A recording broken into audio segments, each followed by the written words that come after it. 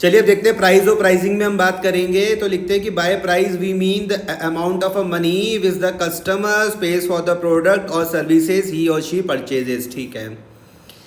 Example money paid for buying a book, fare for the transport service etcetera. ठीक है जी। तो price का मतलब टूल की 2.3 में क्या दिया हुआ है कि it refers to the amount of a money paid by a buyer और received by a seller in consideration of the purchase of a product और सर्विसेज। ठीक है जी।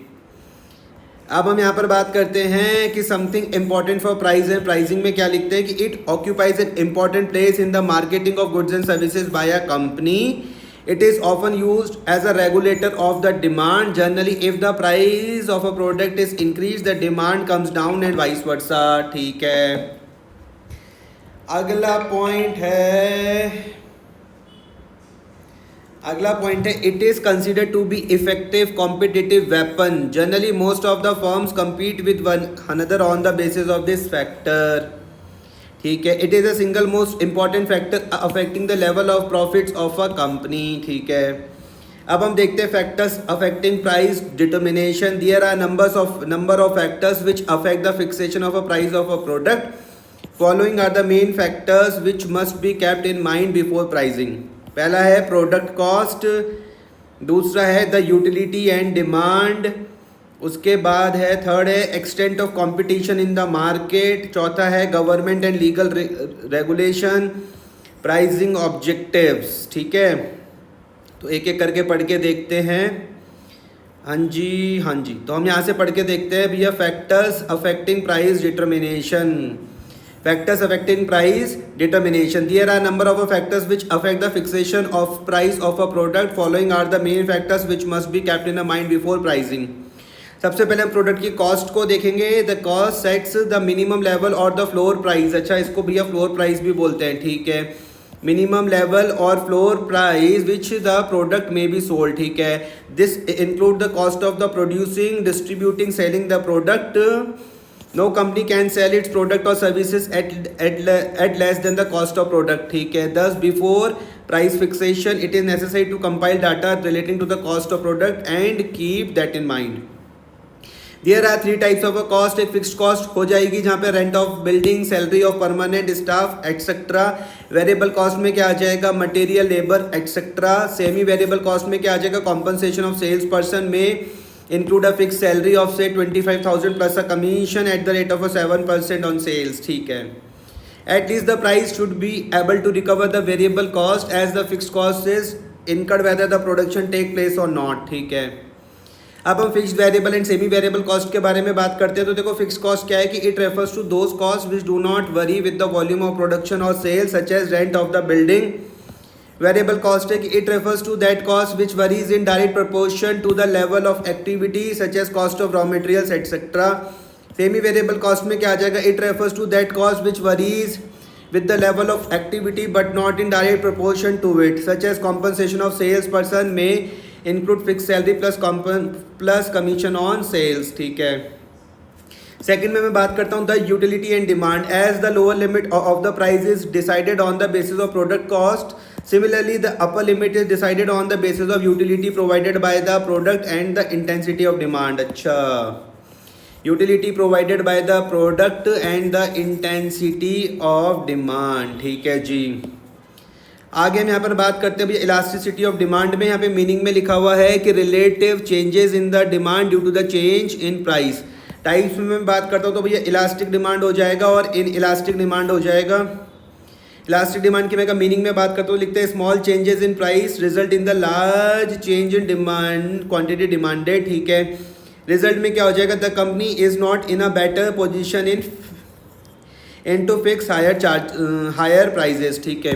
इन इलास्टिक डिमांड में क्या हो जाएगा? जो उसकी मीनिंग है change in price result in arrival in almost to no change in the quantity demanded, result the company is in the better position to fix higher prices. As far as the utility is concerned, the buyer may be ready to pay up to the value of the utility from the product. The elasticity of demand also plays an important role to fix the price. The elasticity of demand and its two types, namely elastic demand and inelastic demand, are explained in the diagram mentioned on the above page. Previous page, ठीक है। Extent of competition in the market, ये हम पढ़ क्या रहे हैं, ये भाई हम पढ़ रहे हैं फैक्टर्स अफेक्टिंग प्राइस डिटर्मिनेशन, अच्छा ठीक है। Extent of a competition in market में लिखते हैं the product cost sets the lower limits of the price and utility of the product determine the upper limit of the price, but it is actually the extent of competition which fixes the price of the product, ठीक है। In case of lesser degree of competition, the price of the product will be near to the upper limit, and in case of a free competition, the price would be near to the lower limit. Hence, competitors' price and their anticipated reaction must be considered before fixing the price of a product. Fourth में हम बात करते हैं government and legal regulation, यहाँ पे लिखते हैं if the price of a commodity and services is to be fixed as per the regulation of the government it should also be borne in a mind. Government can declare a product as essential product and regulate its price, ठीक है। Pricing objectives में क्या है, usually at the time of a price fixation a certain amount of a profit is added to the cost of the product. If company's objective is to earn higher profit it may be add higher amount of it. Apart from profit maximization, the pricing objective of a company may include, जैसे पहले लिखते हैं कि obtaining market share leadership, a company with an objective of increasing its market share would tend to charge lower price so that greater number of customers are attracted. Second में है कि surviving in a competitive market, लिखते हैं if a company facing challenges from its competitors because of the intense competition or introduction of a more efficient substitute, then it may be resort to discounting its product instead of charging higher price. Third में attaining product quality leadership, to achieve this objective one has to incur higher cost on research and development, hence higher prices are fixed to recover the additional cost incurred. अच्छा, छठा point है marketing method use, price determination is also affected by the various marketing method used by the company. Marketing methods include distribution system, quality of a salesman employed, quality and amount of advertising, the types of packaging, sales promotion effort, customer service and credit facility. Example में बात करेंगे तो लिखते हैं if a company provide free home delivery it fixes a relatively higher price for its product, ठीक है।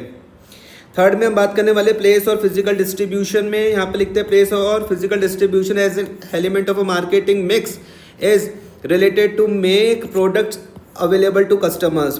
If the product is not available on the right time, in the right quantity and in the right place, then the consumer will not be able to buy it. In such a situation, all the activities of the marketing mix will turn fertile. So to make marketing mix a success, place or physical distribution is very important to make the product reach the consumer. The decision regarding the following are included in this element. पहला है channels of distribution, दूसरा है physical movement of goods, components of physical distribution.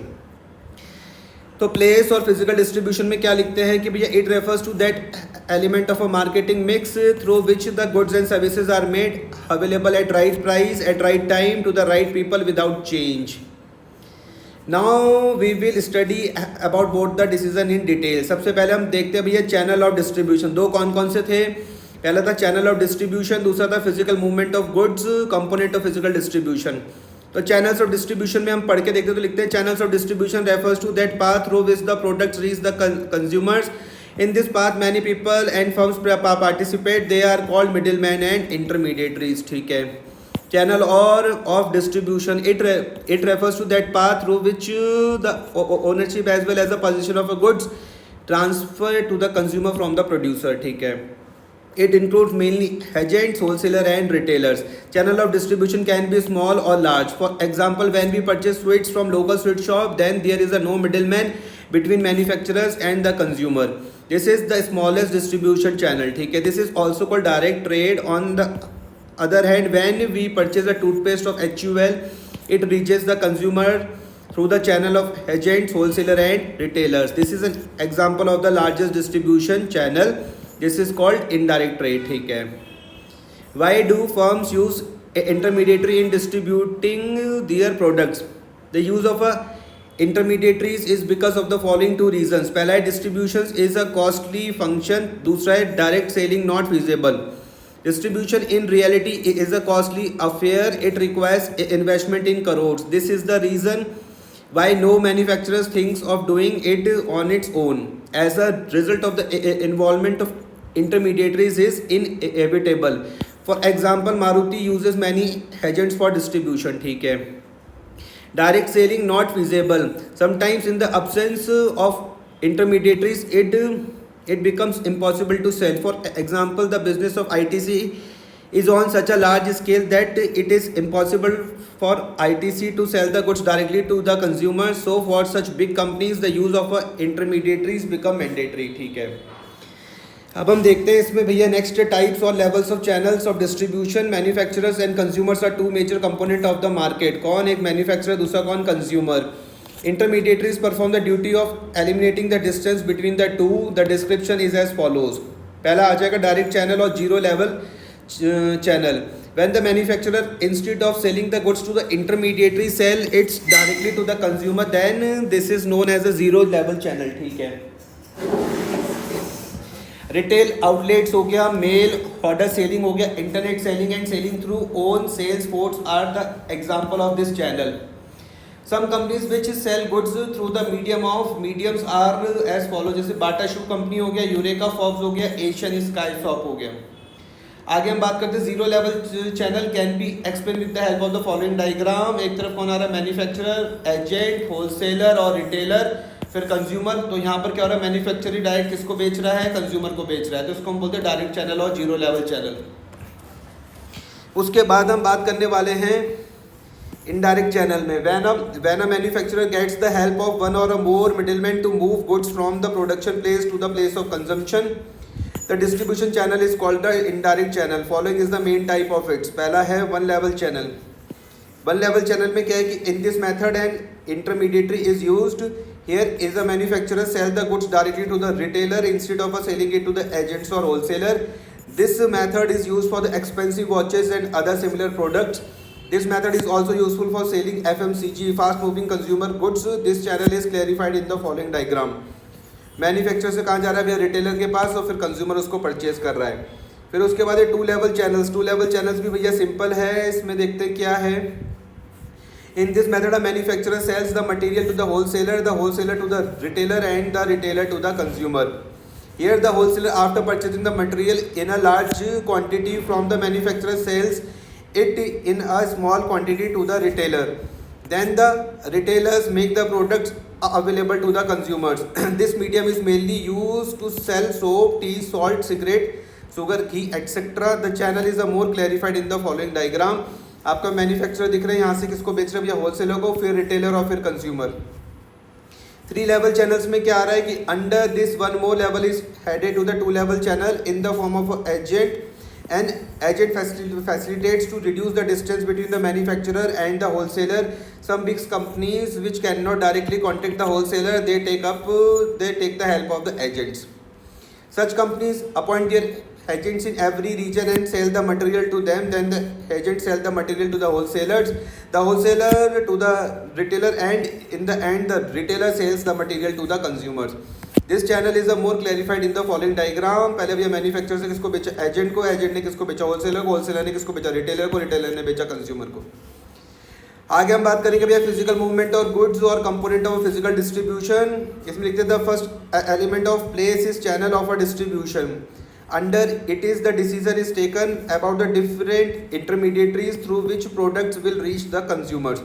Whereas under its second element, the decision is taken about how goods will move from place of production to the place of consumption in reality. It refers to all decisions relating to the order, processing, transportation, warehousing and inventory control of goods. अब हम बात करते हैं भैया components और decisions in physical distribution. In physical distribution of product 4 activities are included and decisions related to these activities are taken. These 4 activities are as follows: order processing, transportation, warehousing और inventory control. तो पढ़ के देखते हैं. सबसे पहले हम बात करेंगे ऑर्डर प्रोसेसिंग में. इसमें लिखते हैं it refers to placing order by the consumer to the producer via channel members intermediary. Accurate and speedy processing of order is essential to ensure timely delivery of a goods to the consumer in correct quantity and specification. ठीक है. This would result in consumer satisfaction. तो flow of products and order, यहाँ पे flow of products है, दूसरी तरफ क्या है, फ्लो ऑफ ऑर्डर्स है। तो फ्लो ऑफ प्रोडक्ट्स में क्या है, from manufacturers to customers via channel members. Flow of orders में in is the reverse direction from customer to the manufacturers. आगे हम बात करेंगे भैया ट्रांसपोर्टेशन में, तो it refers to carrying goods and raw material from the point of production to the point of sale. It is the most important component of the physical distribution as unless goods are physically made available the sale cannot be completed. It also adds values to the goods by ensuring their availability at the right time and right place. Third में हम बात करते हैं भैया where housing में, तो where housing में है it refers to the act of storing and assorting products in order to create time utility in them. The need for warehousing arises because there may be differences between the time a product is produced and the time it is required for consumption. ठीक है, अब यहाँ पर क्या लिखा हुआ है, यहाँ पर है cost versus level of customer service. इसमें क्या बोला हुआ, the larger the number of warehouses the company has the lesser would be the time taken in serving customers at different location but greater would be the cost of the warehousing and vice versa. To strike a balance between the cost and service is necessary. Nature of product versus location of warehouse. For agriculture product, the warehouse are located near production sites. ठीक है. For bulky and hard products to ship, such as automobile machinery, etc., and also for the perishable products such as bakery, vegetable, etc., warehouses are located near the market. आगे हम बात करने वाले भैया inventory control में, लिखते हैं कि it refers to the level of inventory to be maintain. While deciding about the level of inventory, the following statement should be kept in mind. The higher the level of inventory, the higher will be the level of service to customer, but the cost of carrying the inventory will also be high because the lot of a capital would be tied up in the stock. Thus, the company is required to maintain a balance between the customer satisfaction and level of inventory. Fourth में हम बात करेंगे भैया promotion में, तो लिखते हैं promotion is an important element of marketing mix by which marketers make use of the various communication tools to encourage exchange of goods and services in the market.